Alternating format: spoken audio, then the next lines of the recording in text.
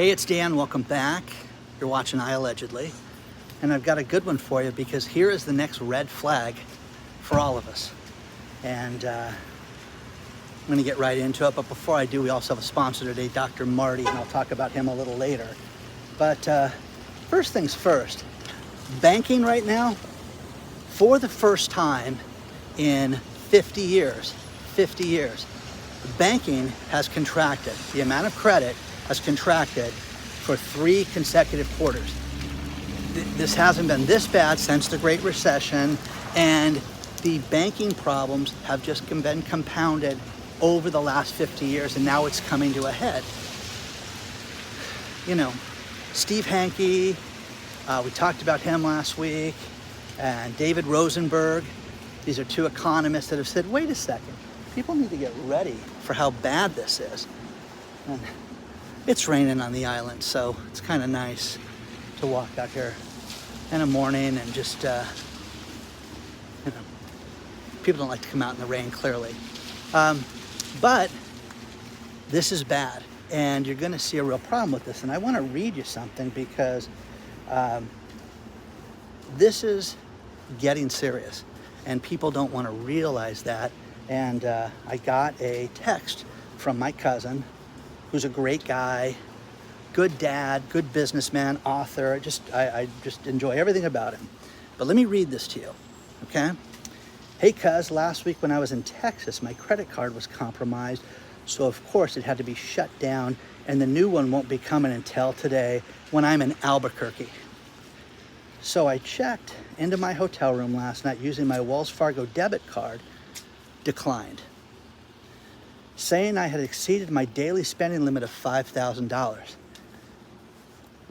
WTH, okay, we all know what that means.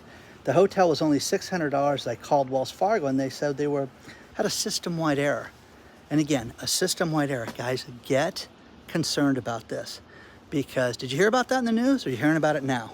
Okay, so had a system-wide error, and it has to do with purchases and ATMs.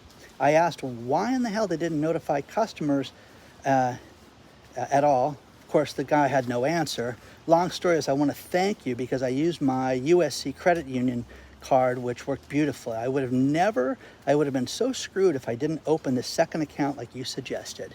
Thank you. Now, clearly Dan's a brilliant guy. No, but clearly my cousin traveling, my cousin works for the coolest company in the world that I always say, when can I talk about it? And eventually I'll be able to tell you guys about it, because it's going to revolutionize a lot of safety and security things in our world. But think about that. Without the second account, without the second card, he would have been stuck in Albuquerque. Now, he's gotten me, he could call his kids, he could call different people, probably the company he works for. But what if you don't have anybody, guys? And you're sitting there, you're buying groceries, and you're out, and it's Friday night, and you can't get a hold of anybody. Or you're in Albuquerque, okay? So, it's really wild when you're out here like this. But this is the state of everything. Credit for businesses. The amount of credit is declining. Why is that? It takes credit to run the machine. It takes credit to purchase fuel, to buy supplies, to make payroll. If you are in the construction industry and you don't have a credit line, you don't have any money, and it's raining, guys aren't going to get paid if you're not getting paid from different jobs and things like that. So you have to have a credit line to run your business. If it's contracting, if they're cutting this down, it's going to be a problem. But I don't believe for a second that Wells Fargo didn't know what was going on. Do you? Again, the next red flag. Here it is, right there. But you have to take this seriously. Get yourself a second account. We've talked about this. I'm so proud of the dozens and dozens of people that have written me and said, Dan, we have 8 accounts. And that's on you, okay? How many you want, how many you feel good about. People that have a lot of money. And there's people that subscribe to watch this stuff every day that have millions and millions of dollars. And the rest of us will just be peasants compared to these people. But they take the advice too. So, rich or poor, take the advice. There is an article below about what is the best number of credit cards to have, for everybody. This guy says you should have 2. I think you should have more credit cards. I think they should be paid off. He said the max should be 3 credit cards. Now, the Dave Ramsey way of life is you don't have a credit card. We all know that. But I think that people need to have something, because things happen. You need there's emergencies. If you travel, okay, if you rent a car and you use your debit card, it's instantly taken out of your account. Where if you use the credit card, they do the authorization. If you travel and you go to a hotel, hey, we're gonna charge you, you're gonna be here 5 days, we're gonna charge you $100 a day for incidentals, and it'll fall off 3 days after your stay. Well, that's 8 days later, you'll get your $100 back, and not everybody can afford that. So take a look at this. Look at the stories below. Business Insider did a good one this time where they were talking about the business contracting, because that is serious, guys. It worries me when people don't realize. We're all looking over here with everything that's going on. And then when some guy who travels, I'm telling you, my cousin travels 3 of the 4 weeks a month. It's just crazy. And because he's a single older guy, he can do that. But they push him, pedal to the metal. So share your thoughts on this stuff. Let me know what you think about that. Have you had any problems with Wells Fargo's lately? Let us all know too, because it's really important. Let's talk about our sponsor, Dr. Marty. Dr. Marty is considered one of the world's leading holistic veterinarians. And let's face it, there are millions and millions of dog owners out there, and dogs are part of the family. I can attest to that. But one thing that Dr. Marty came up with was that our dog food is dangerous, and that what we put in our dog's mouth can dramatically affect everything from joint pain, their breath, the smell of the dog, so much. What you should do is go to dogfoodexposed.com/Dan and see the video that he put together talking about what we give these dogs that's an all processed dog food that we just don't even think about. We think we're eating the healthier dog food, and then once you know that this is in there, you would never feed your dog that again. So take a look at this today. There's a nice video that he put together, but you want your dog to have a nice, healthy, happy, long life. You want them to live without any pain, and you want them to live, comfortably. Take a look at dogfoodexposed.com/Dan. Check it out today.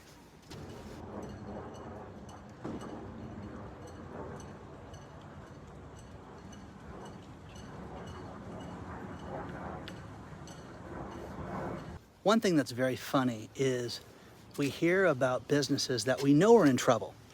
Definitely know they're in trouble. And then they get an offer to be purchased and they reject them. Now, Spirit Airlines last week, they didn't have a choice in it. The government stepped in and said, you're not going to merge with JetBlue, which I think is horrible. And they're trying to go to court to get this to where they can do it. But the next one is Macy's. Do you guys think Macy's is doing well and they should turn things down? They got a $5.8 billion offer to be, taken over, and they rejected it from the investors. No. We want to be independent. We want to be on our own. We don't see your vision as being a good thing. Okay, good luck with that. Good luck with that. And, gloom over China. China's got a real problem. Somebody sent me a great article about that I wanted to share with you guys. It's below, about how the Chinese economy is collapsing, and they're going to be, basically upside down in a short period of time. Will they make it through the end of the year, 2024? We will see. Plus, to be fair to the cats, I had a subscriber send me the picture of Delilah, the cat that likes to watch me talk, and says whenever she hears my voice, she goes to the TV and watches that. So, hello, Delilah. I hope you're doing well. Hope you're not wreaking havoc in the house. But anyways, thank you. I always love the photos, guys, that you guys send me. People, you guys have asked lately, hey, let's see some more bad neighborhoods. You keep walking through everything good. You guys, LA is a dump. Los Angeles is a dump. It's just got done raining. I was gonna go up today to the Walk of Fame, which should be called the Walk of Shame, according to the article from the Daily Mail in the UK. And it just shows you how dirty this place is. Los Angeles is awful. And for those of you that have been around the channel for a couple years, I've been up there a dozen times, and my daughter lived up there. And one of my proudest accomplishments as a parent was getting her out of that area. She lived right near Sunset and Vine, and it is a dump. It is horrible. There's crime, it is unsafe, and it is dangerous. And I got her out of there, and it's great. And again, wants to be in the movie business, wanted to direct and act and do all this stuff. It's a perfect place to do it, okay? Until it's not, if you know what I mean. Until it's not. You know, Citizens Bank, Bank of America, Capital One, they're gonna close tons of branches right now. Oh, okay, did that get advertised too? No, it's not. Now, personally, guys, Capital One, the bank branch, they have those basically in malls. Like there's a couple of malls that have that. They have some in San Francisco where they have the Capital One Cafe where you can go in and get a coffee and things like that, but they have free internet too. So if you have a Capital One credit card, you can go use that and get free access to internet and coffee and things like that, and they treat you great when you go in there.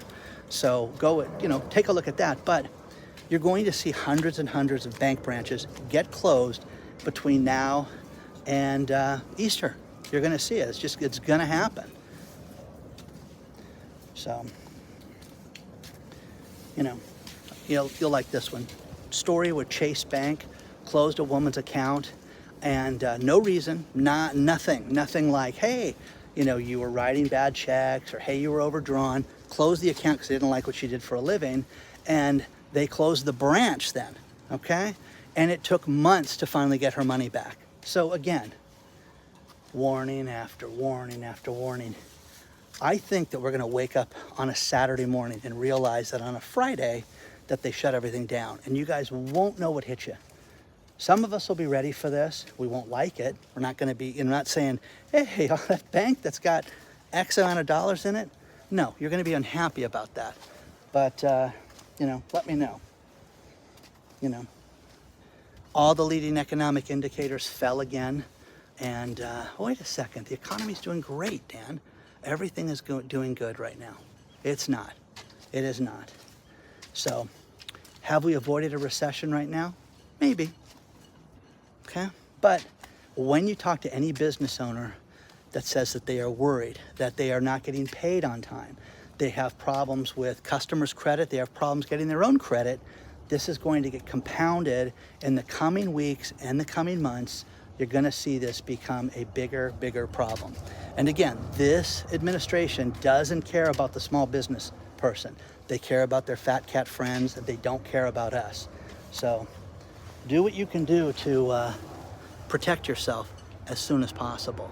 So additional accounts, new relationships with banks. If you have a line of credit with the bank, go to another bank and start talking to them about lines of credit and try to get something. Let's say you have 50,000 at one bank and you want to get, you know, the same thing at another bank. They may only give you 10, but it would solve problems if you had a collapse, okay, of a financial institution. Let me know what you think so far, guys.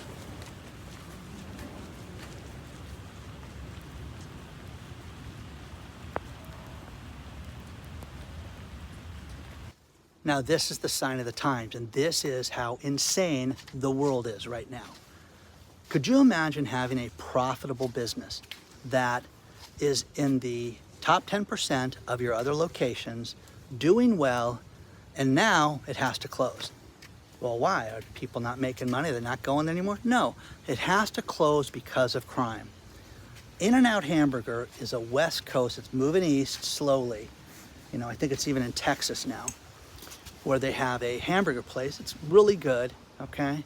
But the Oakland In-N-Out location that's been open for 18 years has to close now because of crime. Armed robberies, carjackings, auto theft, strong arm robberies where they just beat people up and take their money and take their food. They've had 1,174 incidents in the last year of that. Isn't that great? Car stolen. Hey, let's go get a burger. Hey, my car's gone. Okay, is that insane? Now, and you know, Mr. Herrick, the In-N-Out spokesman, just said, listen, this is tragic because the store is really profitable. It's a really good store. And I bet it is. There's nothing else in the area. But Oakland is a dump. And it's funny. I have a friend of mine, Pete, who I love dearly, but he's, you know, clearly misguided because he's an Oakland A's fan. But Pete went out and, you know, the Oakland A's are going to move to Vegas eventually. And my son said, wouldn't it be great to go there before the last season and see an Oakland A's game in the stadium and you and I? And I called my friend Pete and he's like, no, under no circumstances are you going to go there. No, you could, it's not safe. It's not good. It's a horrible place to go see a game, Dan. Do not do that. Do not take your son there. Don't risk your life. Don't risk your life to go see a baseball game. Okay, Pete, fan of the Oakland A's, I won't do that. Now, another story that made local news that now it's making national news. There is a shoe store in Bellflower, California. Now you've got Orange County and then you've got Los Angeles County, Long Beach, and right next to Long Beach, you've got Artesia and you've got Hawaiian Gardens and Bellflower, okay? It's a middle income city. It's nice, okay? I've been there a lot. These thieves, think about this, stole a government car, stole a car with government license plates. It was reported stolen. They stole that car and they ran the car through the shoe store and just completely cleaned this guy out. There is a video from our local newscast below to watch this, and this is insane, but this is how bad it's gotten. These thieves have gotten so brazen that they will steal a government car. You can't even make that up, okay? So some government car gets ripped off, and then they ran the car through a shoe store and stole tens of thousands of dollars worth of shoes and completely cleaned this guy out. And again, it took him years to get the place set up and have his dream business, which he got, and now he's got the nightmare of all nightmares of having everything completely cleaned out. They have these public docks that are very cool where you can go and walk, and you just got to be careful that you don't slip and fall when it's raining like this. So, but let me know what you think about this so far, because this is insane right now that you're seeing this kind of theft.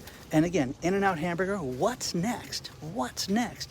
California, they jacked up the per hour wage. That's going to take effect in April, and you're going to see fast food places go, you know what?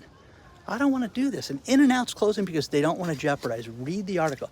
We don't want to jeopardize our employee safety, our customer safety. It's too much.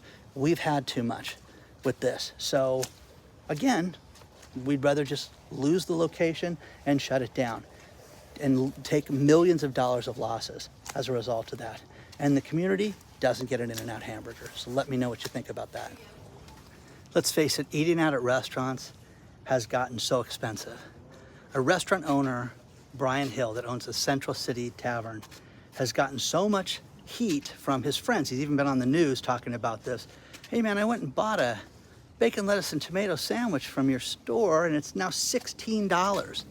And he says, wait a second, you gotta understand what's into this right now. Bread, mayo, the bacon, the tomato, everything has gone up dramatically to where that cost him over $5 just to put that on the sandwich. Isn't that crazy? But this guy's rent and to run the place with his employees cost $90 grand a month. And the sandwiches used to be $13, a year ago. Now they're $16, and people are screaming about this. People are not eating out like they used to. It really is, but you're gonna see this go up, because what's gonna happen more is when the wages go up, you have to raise the price. This guy's not gonna lose, hey, we sell a bacon, lettuce, and tomato sandwich and lose $5 on it. That's not gonna be an option for Mr. Hill. So, share your thoughts on that one. There are 2 different states where people are screaming about reporting their ownership into businesses. The first one is Alabama, and the second one is Colorado.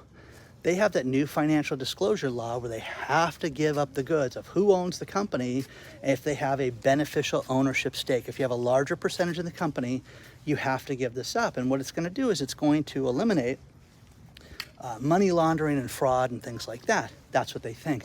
But man, oh man, our people's privacy is just completely sidetracked with this, because if you own an LLC or even if you own a DBA, you have to give the home address and your phone number to these people.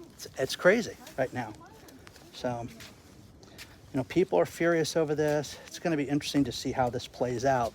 Now, the one thing that has really upset a lot of people is Joe Biden is going to give out almost $5 billion worth of free student loan forgiveness to 74,000 people.